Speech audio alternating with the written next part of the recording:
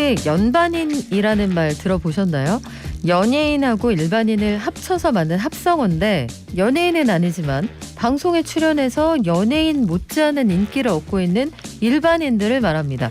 최근에 일반인들 출연하는 이 리얼리티 프로그램들이 많아졌잖아요. 연반인이 방송가에서 아주 핫한 아이템이 됐다고 해요. 빨간 머리의 제재씨 이런 분들이 대표적이겠죠. 경제탐사 알아봅시다. 오늘은 최근의 방송 트렌드 중 하나인 연반인의 세계에 대해 알아볼게요. 자, 국내 최고의 평론가 김영대 평론가 나오셨습니다. 안녕하세요. 예전에 연변 이런 건 있었는데 연변에서는 뭐 그런 거 있었잖아요. 저는 연씨 변호사 말씀하시는 줄 알았는데 그래요. 우리 연반인에 대해서 어느 정도 인기를 얻어야 연반인이라고 할 수 있을까? 이거 좀 궁금합니다. 그런 게 있을까 싶은데요. 근데 일단은 저보다는 유명해야 될 것 같고요. 그건 그래요. 네. 아니 일단은 이게 연반인이라는 말 자체가 뭐 신조어고 신조어 중에서도 정말 신조어죠. 최근에 등장했던 말이고. 근데 과거에 보면은 우리가 지금은 굉장히 흔하게 쓰고 있는 말이긴 합니다만은 방송인이라는 말이 원래는 이게 방송인이라는 말이 정말 옛날에는 없었어요. 그러니까 지금 우리가 방송에 나오는 모든 이들을 통칭해서 이제 방송인 이렇게 부르지 않습니까? 그러네요. 예전에는 연예인이라는 말이 있었고 뭐 그 다음에 유명인이라는 말은 있었지만은 어떤 특정한 직종을 설명하기 어려운 가령 뭐 가수다, 배우다 이렇게 할 수 없는 사람을 가리켜서 이제 방송인이라는 말을 어느 순간부터 좀 애매하게 쓰기 시작했는데 저는 이제 그 시작을 박경림 씨 정도로 보고 있거든요. 예, 근데 이제 그게 어떻게 보면 지금 우리가 말하는 연반인과 좀 오버랩되는 게 있죠. 이휘재 씨 같이 뭐 또 방송인 이렇게 뭐 FT 생활 같은 걸 하다가 연출을 하다가 그러네요. 예, 방송을 하시는 경우도 있고 그래서 어느 게 연반인이다라고 말하기는 좀 어려운 것 같지만 어쨌든 우리가 이 기준점을 삼는 것은 매스미디어, 어쨌든 방송. 우리가 뭐 흔히 말하는 예능이나 뭐 뉴스 프로그램이나 특히 연예 프로그램이죠. 이런 곳에서 나와서 인기를 얻는 정도까지 되는 뭐 일반인 뭐 그러면 우리가 이제 연반인이라는 말을 쓸 수 있지 않을까 뭐 이런 생각도 합니다. 연반인이라는 단어가 사실 쓰인 지 한 1, 2년 요 정도 된 것 같은데 처음으로 사용한 게 그 문명특급이라는 콘텐츠 제작하시는 제재씨라고요? 그렇죠. 연반인이라는 말을 딱 치면 그냥 연반인이라는 말의 뜻이 나오는 게 아니라 제재씨가 나올 정도로 사실 제재라는 존재가 이제 연반인이라는 어떤 새로운 개념을 대변하는 그런 인물이라고 볼 수 있겠는데 원래 그 제재씨 뭐 지금은 다 연예인급으로 다들 이제 알고 계시죠. 연예인 같이 알고 계신데 원래는 그 방송국에서 일하시는 방송국 직원이시죠. 그때 상근 프리랜서 개념으로 해서 비정규직으로 처음에 이제 시작을 하셨던 기억이 나고 그것도 보도국에서 일하셨던 분인데 네. 이분이 이제 이런 뭐 케이팝이나 이런 관련한 콘텐츠를 만드는 PD로 일을 하시고 사이사이에 이제 얼굴을 이렇게 보이시면서 존재감을 딱 드러내기 시작하셨죠. 이런 포인트마다. 그러면서 이제 본격적으로 문명특급이라는 유튜브 콘텐츠로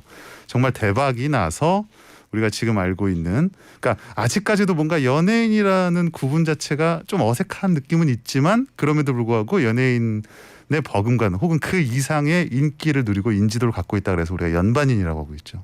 그래요. 사실 제재 씨가 MZ세대가 보기에는 특히 그 제너레이션 G가 보기엔 굉장히 부러운 위치일 수 있는 게 그냥 재미있게 세븐틴의 호시하고 같이 방송을 할 수 있으면서 한가인 씨 인터뷰를 하면서 같이 손뼉을 칠 수 있는 그런 일반인이란 말이에요. 근데 그를 일반인의 범주에 넣기에는 이제 너무 부러운 위치에 갔다 이런 그런 평가들도 많고 그게 사실 셀링 포인트이기도 해요. 맞아요. 그러니까 예를 들면 지금 제재 씨의 위상이 뭐 연예인이죠, 사실은.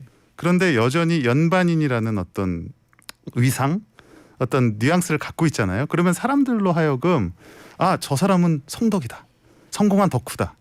혹은 저 사람은 그냥 평범하게 우리처럼 일을 하는데 저렇게 유명인의 위치까지 연예인의 위치까지 올라서 저렇게 뭐 호시 씨라든지 그런 다양한 스타들과 교류할 수 있는 자리에 있다라는 일종의 대중들 입장에서는 하나의 판타지를 키워주는 맞아요. 그 대상이 되는 그런 사례이기도 한 거죠. 그렇다고 해서 빅셀럽들과 경쟁을 해서 인지도를 얻어야 하는 연예인의 그 직군에 자기가 포함이 되는 것도 아니고요. 아니죠. 언제든 자기는 거기서 이탈을 할 수도 있죠. 사실은. 그런 게 아마 매력 포인트가 아닐까 싶은데 강철부대라는 그 예능 프로그램도 사실은 굉장히 인기가 많은데 여기 출연하시는 분들 사실 일반인이거든요.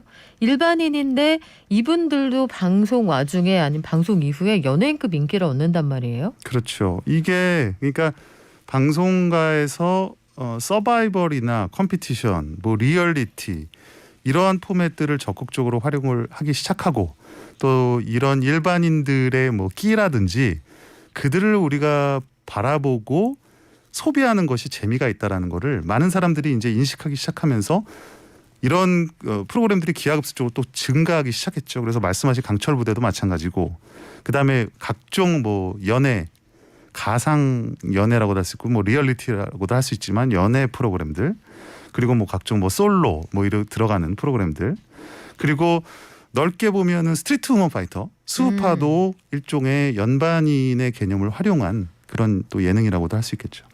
최근에 보면 특히 그 일반 우리처럼 그냥 회사 다니는 분들 이런 분들하고 연애 예능 프로그램들을 접목한 이런 것도 참 많은 것 같아요. 그렇죠. 그게 원래 그 뭐였죠? 하트 시그널이라는 프로그램에서 굉장한 그 A 채널에서 그렇죠. 그렇습니다. 네. 이게 이제 흥미로웠던 점이 우리가 뭐 이게 연예인이랑 일반인을 가를 수 있는 이게 본질적인 구분 같은 거는 사실 없습니다. 그러니까 일반이라는 말도 참 애매한 말이긴 합니다만은 비연예인이 일정 부분 인지도를 쌓고 인기를 얻게 되면은 사실 그 다음부터는 연예인이 되는 거거든요. 사실은 그런 프로그램을 또 업으로 삼기 시작한다면 그런데 우리가 이 일반인을 봤을 때 우리가 참 일반인처럼 생겼다.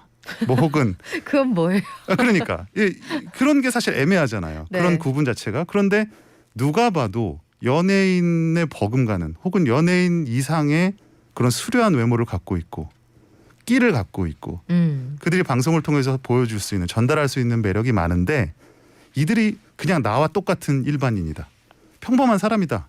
그리고 그들이 나와서 서로 간의 연애의 감정을 뭐 교류하고 그 안에서 다양한 자기의 뭐 퍼스널리티 개성들을 드러내고 하는 것들을 본다라고 한다면 거기서 얻어지는 즐거움이나 이런 흥미가 사실은 연예인들의 삶을 관찰하거나 그들의 인터액션을 보는 것 이상으로 흥미로울 수 있다라는 사실 그런 아이디어를 이제 가져간 게 이런 연애 프로그램인 거죠.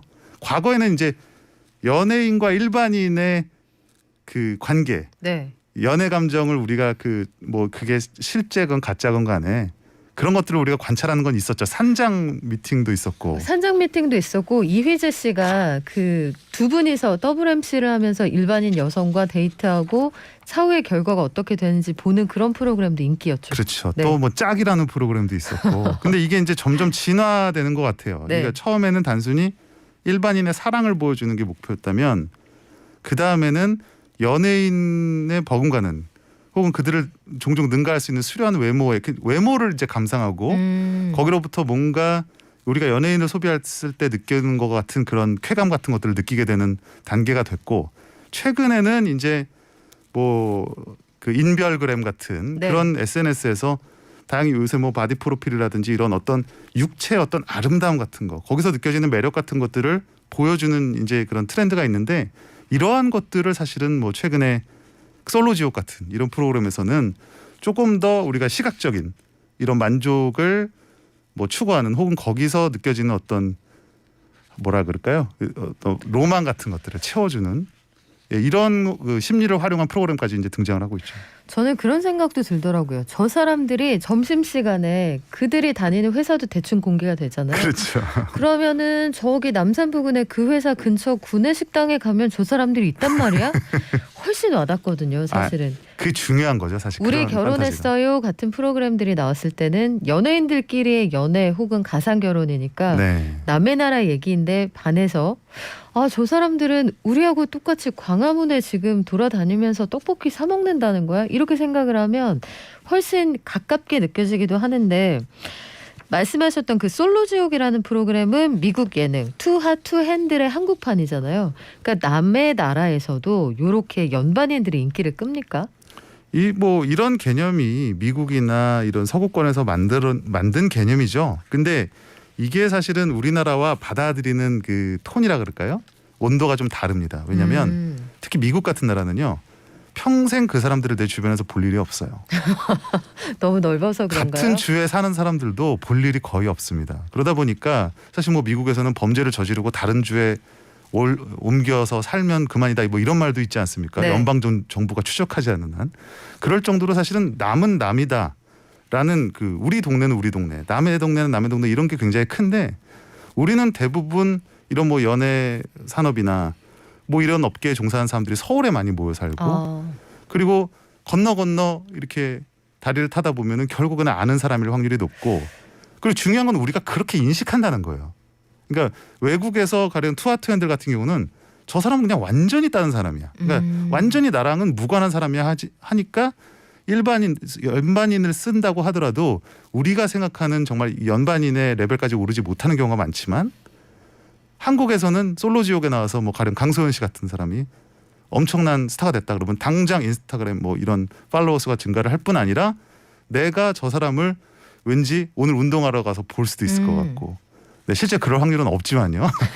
이러한 어떤 저는 일종의 착각 판타지를 파는 것도 최근에 이 연반인을 활용한 마케팅이라든지 이 산업이 발전하게 되는 이유가 되지 않나 이런 생각을 해요.